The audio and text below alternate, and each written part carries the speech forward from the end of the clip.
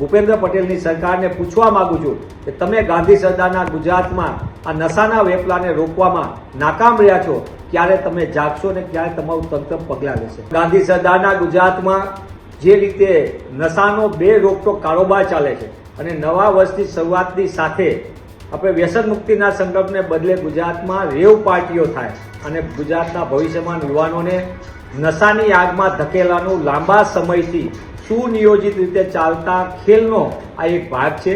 ગુજરાતમાં ઠેર ઠેર રિસોર્ટમાં અને મોટા મોટા ફાર્મ હાઉસમાં ગેરકાયદેસર કામ ચાલતા હોય, એ ગુજરાત શ્વેત ક્રાંતિથી ઓળખાય દૂધના ટેન્કરથી, એની બદલે દારૂના ટેન્કરોની હેરફેર બે રોકટોક ચાલે. નાના નાના લોકોને પકડીને જે પોલીસ પોતાની સ્વયં પીઠ થાબડે છે અને જે કાયમ પકડાય પછી કે જે ચમરબંધીને છોડવામાં નહીં આવે.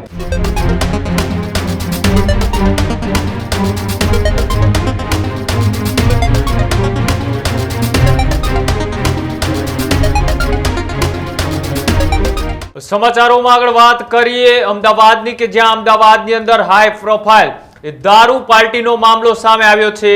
વહેલી સવારથી એ અમદાવાદના ફાર્મમાં હાઈ પ્રોફાઇલ રેવ પાર્ટીમાં રેડના સમાચાર સામે આવ્યા હતા. સિલજના જેબર ફાર્મમાં બોપલ પોલીસે દરોડા પાડ્યા હતા. 2 ભારતીયો અને 13 NRI દારૂના નશામાં ઝડપાયા હતા.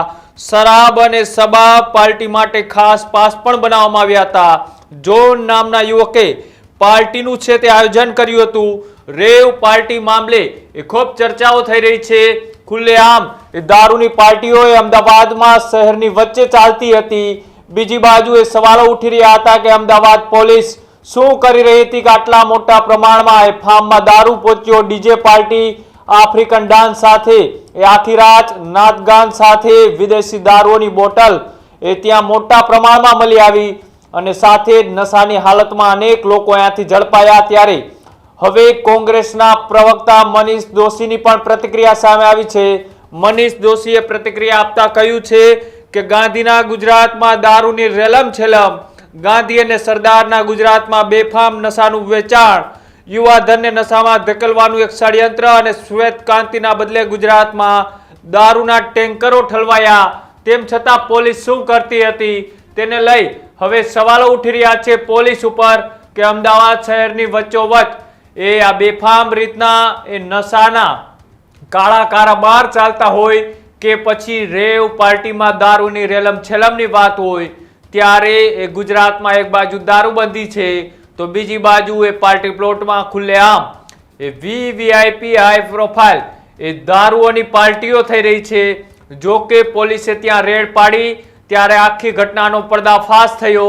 પણ અહીંયા દારૂ કોની રહેમ નેચર પહોંચ્યો, બીજા એ પદાર્થો હતા સેવનના, તે તમામ પદાર્થો જે બેન્ડ છે તેમ છતાં એ ખુલ્લેઆમ અહીંયા કઈ રીતના પહોંચ્યા. ડીજેનું આયોજન કરવામાં આવ્યું હતું. પાર્ટી પ્લોટના માલિકે કઈ જવાબદારી સાથે આ પાર્ટી પ્લોટને રેવ પાર્ટી માટે આપ્યો તે પણ સવાલો ઉઠી રહ્યા છે. પોલીસ અત્યારે તપાસ કરી રહી છે અને તેની વચ્ચે કોંગ્રેસના પ્રવક્તા મનીષ દોશીએ શું કહ્યું આવો તે પણ સાંભળીએ. ગુજરાતમાં એક તરફ દિવાળીના પાવન પર્વોની ચાલી રહ્યા છે અને એ પાવન પર્વમાં આપણે સૌ સંકલ્પ લેતા હોઈએ છીએ કે આપણું ગુજરાત અને ગુજરાતીઓ સહિત દેશવાસીઓનું ભલું થાય. પણ ગાંધી સરદારના ગુજરાતમાં જે રીતે નશાનો બે રોકટોક કારોબાર ચાલે છે અને નવા વર્ષની શરૂઆતની સાથે આપણે વ્યસન મુક્તિના સંકલ્પને બદલે ગુજરાતમાં રેવ પાર્ટીઓ થાય. મને એમ લાગે છે કે ગુજરાતના અને ગુજરાતના ભવિષ્યમાં યુવાનોને નશાની આગમાં ધકેલાનું લાંબા સમયથી સુનિયોજિત રીતે ચાલતા ખેલનો આ એક ભાગ છે. ગુજરાતમાં ઠેર ઠેર રિસોર્ટમાં અને મોટા મોટા ફાર્મ હાઉસમાં ગેરકાયદેસર કામ ચાલતા હોય અને પોલીસ ખાલી સાક્ષી બનતી હોય. મને એમ લાગે છે કે આ સૌથી મોટું કાંડ અને કૌભાંડ ચાલી રહ્યું છે. ગુજરાતમાં અગાઉ પણ અમદાવાદ જિલ્લાની અંદર એક લાલ ડાયરી પકડાણી હતી, જેમાં ડાર્ક વેબથી અનેક મહાનુભાવ, અનેક અધિકારીઓના, ઉચ્ચ અધિકારીઓના, માલેતુજાના બેટા બેટીઓના નામો હતા. મોટા પાયે ગુજરાતમાં હાઇબ્રિડ ગાંજો લાખો રૂપિયાનો ઠલવાય, ગુજરાતમાં કરોડો રૂપિયાનો ડ્રગ્સનો વેપલો ચાલે. જે ગુજરાત શ્વેત ક્રાંતિથી ઓળખાય દૂધના ટેન્કરથી, એની બદલે દારૂના ટેન્કરોની હેરફેર બે રોકટોક ચાલે. ત્યારે નાના નાના લોકોને પકડીને જે પોલીસ પોતાની સ્વયં પીઠ થાબડે છે અને જે કાયમ પકડાય પછી કે જે ચમરબંધીને છોડવામાં નહીં આવે, આવી ડંફાસો હાંકનારા લોકોએ હવે જાગી જવાનો સમય છે. હું ભૂપેન્દ્ર પટેલની સરકારને પૂછવા માંગુ છું કે તમે ગાંધી સરદારના ગુજરાતમાં આ નશાના વેપલાને રોકવામાં નાકામ રહ્યા છો. ક્યારે તમે જાગશો ને ક્યારે તમારું તંત્ર પગલાં લેશે? ગુજરાતમાં ભાજપાની સરકારમાં ખેડૂતો ન્યાય માગે તેમને દંડા પડે, યુવાનો રોજગાર માગે દંડા પડે, વિપક્ષ પ્રજાના પ્રશ્નો લઈને આંદોલન કરે તેમને દંડા પડે, અને અસામાજિક તત્વોને રેડ કાર્પેટ. આ ભાજપાની નીતિને નિયત ગુજરાતને બરબાદી તરફ ધકેલી રહ્યું છે. ત્યારે કોંગ્રેસ પક્ષ તરીકે અમે માંગ કરીએ છીએ કે ગુજરાતમાં નશાની આગમાં ધકેલાતા યુવાનને યુવાધનને બચાવવામાં આવે અને ગેરકાનૂની વેપલો કરનારા તત્વોને ચમરબંધી હોય તો સાચા અર્થમાં એને પકડવામાં આવે, તો જ ગુજરાતમાં નશાનો કારોબાર રોકાશે અને તો જ ગુજરાત સાચી. Healthy life is very important, पर टेस्टी लाइफ भी तो जरूरी है ना बॉस.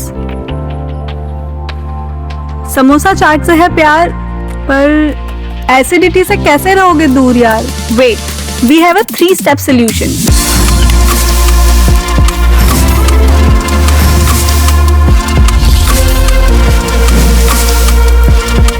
विट्रिशियन ओरल स्ट्रिप, क्योंकि टेस्टी लाइफ भी तो जरूरी है ना बॉस.